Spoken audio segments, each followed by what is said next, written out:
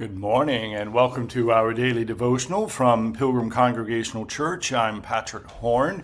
Very glad to have you with us on this Monday morning, January the 13th, 2025, as we take a look now at another passage from the book of Isaiah, this time from Isaiah chapter 62, verses 1 through 5.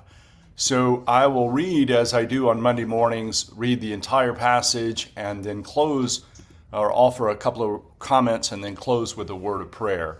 So this is Isaiah chapter 62, verses 1 through 5.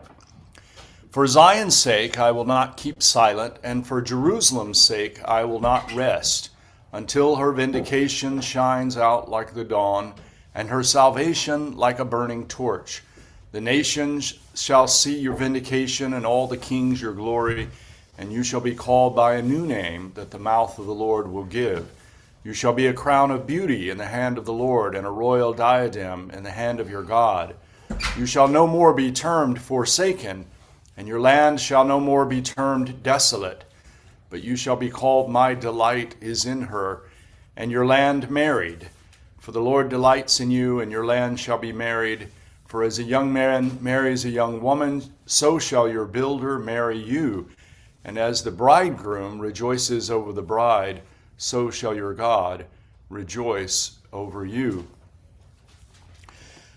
So we see in this passage a celebratory tone that is connected to this time period, which is the time following Israel's release from captivity. The many captives in Babylon are set free and are able to go back to their land. This part of Isaiah is often called Second Isaiah. And in this context, we have a celebration of a kind of nationalism. So you see a theme here of wanting to lift up the nation, wanting the nation to be strong and to be seen as a strong nation among all the different nations in that time.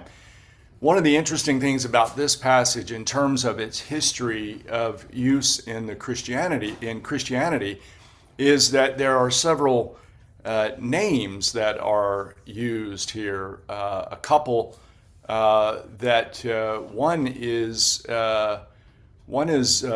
Beulah land. In verse 4, the word for married, the last word of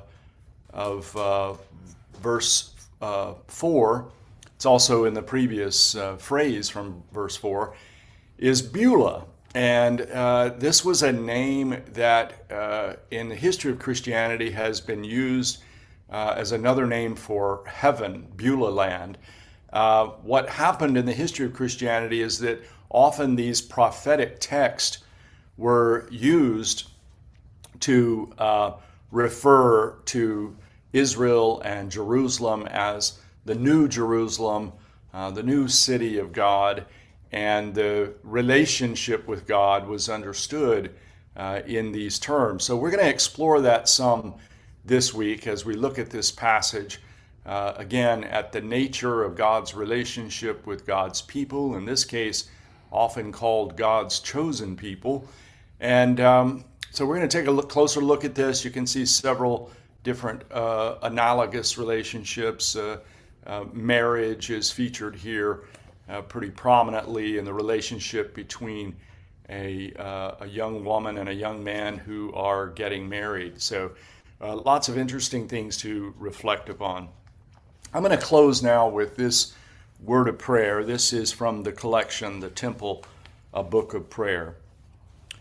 O God, too near to be found, too simple to be conceived, too good to be believed, help us to trust not in our knowledge of Thee, but in Thy knowledge of us, to be certain of Thee not because we feel our thoughts of Thee are true, but because we know how far Thou dost transcend them.